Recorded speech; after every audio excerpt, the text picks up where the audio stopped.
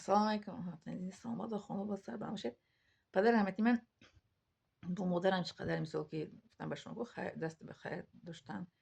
مثل که با خشتبار دایم رو بیته داشتن. پدر مادری من دایم رفته خشتبارش خبرش نمی اومدن، دایم در می ایدو میرفتن در وقتی اتپسک میشدن. پدری من که در وقتی اتپسکش یک ماه گفتم که قزاقستان میرفتن خانه سازی، خانه لوی میساختن. یک ماه پول کار میکردن میمونن جوروی غیر میشون قطعی یک ماه کار کنی میرفتن قزاقستان ازبکستان خانه میساختن لوی قطعی میمونن پول کار کردن میمونن. دیگه در وقتای نی استراتی میشن روز یکشنبه یک مدت مدت برافته خشتوار خبر گرفته میمونن در قرغان تپه خشام بودن در غازی ملک در یووان در وحدت خودش بود خبر میگفتم میمونه خشتاورمون در کوی بیش خشت داشتیم خبر میگفتم در حصار در اینجا که نه خشتاور خبر میگفتم میمونن برای اینکه برکت به در حیاتشون در حیات پیغمبر صلی الله علیه و کسی که خواهد که حیاتش پر برکت شود سریع شود عمرش دراز شود با خشتاور رفت اومد کنه. پدر مادر من دو این خشتاور خبر میگفتن این خشتاوریمون خونه ما نمی آمدن،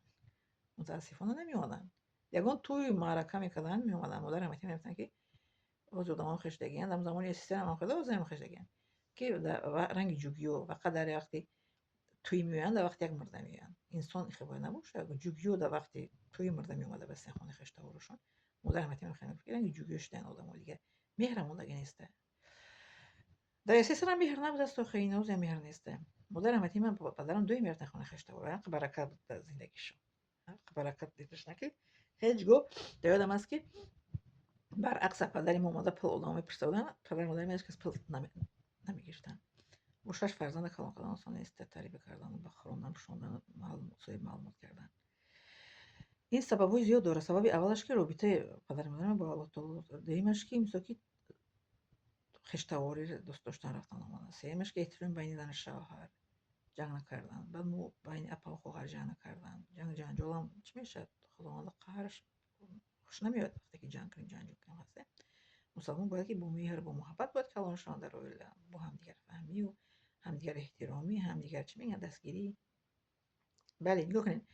امای ما قطی خولم هر دوشون پول جمع کردیم انا که در بابت برکت پول بیام شما که وای خانه خشته و رو خونه مونی میدن نمیرتن پول هر دوشون در بانک جمع میکنن هم امام خولم گیم امام خواهر ببخشید خواهری پدرم خولم اپای مدرن در وقت است پول جمع میکنن در همون بانک میگن که خد با کمو کلام شده اون چی میکنه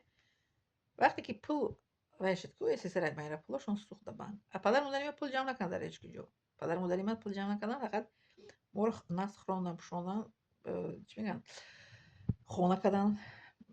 با خونه خونه ساختن پدر مادرم برادرم زن دادن برادرم زن دادن مثل اپام شوهر دادن قرضدار نشدم پول در بانک که موندی قرضدار میشه کم خسته و قرض با میکنیم افتاد در وقتی استینه که من یادم هست که پدر مادرم قرض داشتگی نیستن آدم قرضدار میشدن اما همسایه‌مون توی یه کلام میکردن بعد دیول میرفتن دیول کنی که بیایم پول قرض بدیم مادرم متن نقل میکردن که دیول کنی میرفتن که بیایم پول قرض بدیم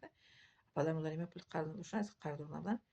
به قرض تویشون نمیگذروندن پول خشون قطعی میسو بچه‌رم زن میدادن پول خشون قطعی دخترم شوهر میدادن پول خشون قطعی خونم سوختم برادرم زن دادن پول خشون قطعی با خشت آورور میتن خبر میگرفتن پول خشون قطعی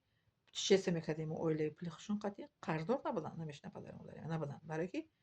در بانک پول موندگی نبودن پدر مادری من بعد وقتی که پولشون سوخت گفتن پدر مادر من که قند زنشون که چقدر با عقل کردین در بانک پول نمونده پدر مادری من در بانک پول موندگی نبودن مادر من ای کودکش پول میگرفتن در وقت استر پول میدادن کودک چقدر که نوز درسته میتین کو مادر من پول میگرفت از سه کودک زیاد تعال میکرد چهار تا زیاد پول میداد دست مادر من پول میگرفت که پولی برای کودکش پدر من نمیرسید تا خودت چقدر چیزی که میخوای استفاده برای خودت پدرم میگفت است مادرم یکی قرضدار نبودن акай калони мезадонан акай айдаки зан додан демагӣ апама шавҳар додан се та фарзанда биги хонадор кардан ягон бор нафаҳмидем ки ягон кас қарз дорем ягон бор нафаҳмидем ки яна мо қарз дорем хеле бояд таом нахарем мо доим таомамон пуру сер калон шудагим гуфтам шумо падари ман гӯшта кӯдаки намехаред гӯшта гӯспанда меовард доим гӯшти беруни модари ман дар касрулкош буд бо бародарои димагима доим рафтам гӯшти қайла оварда мехӯрда қайла қат мегам калон шудагиам қайлаи модарам қати мегуфтанд حتی نه جنگی بزرگ جنگی چی شد شهروندی شد که پدر مادری من چقدر آدم را تامین کردگیان خورده خرافاتی برای که دویم ذخیره مون اویلمون بودن برای که اویلمون کلان کی بود پدرم یک صندوق کلان کده یک دادم از صندوق چو انم دا 5-6 تلمچه ارد آورده پیشکی میریختن که کودکای من گیشنه نمونه در خیلی بوچکوی 20 لیتره بدن 10 لیتره 20 لیتره انم خیلی قطعه روغن میوار خونه مو مادرم доим чӣ мегӯянд нашоистааш дар чизош нишоиста дар каструлаош мураббо дар каструлаи калон карда мемонанд ки дар ёмкас мебиемидем анам ҷанг кишид нохост чизои мо дар харокҳо буд баъд касе ки мисол ки ишна модари ман бурда медоданд мураббо бурда медоданд ор хамир карда медоданд ор медоданд хамир кардан яъне ки дар ҷанга мо гӯш нашудаги нестем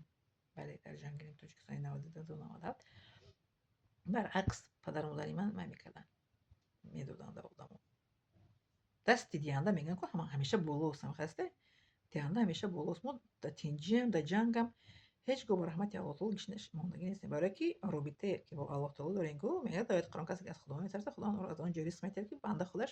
ҳис намекунад намедонад ки ризқ аз куҷо омада истодааст падару модари ман меҳмонӣ исомаданд бо худоам ки робита доштанд доим рӯз хурӯҷишон буданд бо ҷанг кишид та ҳама марҳамат гирем хеле хуш шавад бале ана ҳамин гуна оилаи мо на пул банк мемонданд на пул ай банк мегирифтанд на процент қадӣ фақат пули кори меҳнати худшон қадӣ ва таваккал ба аллоҳ таоло зиндагӣ мекарданд на гӯшна мондан на ташна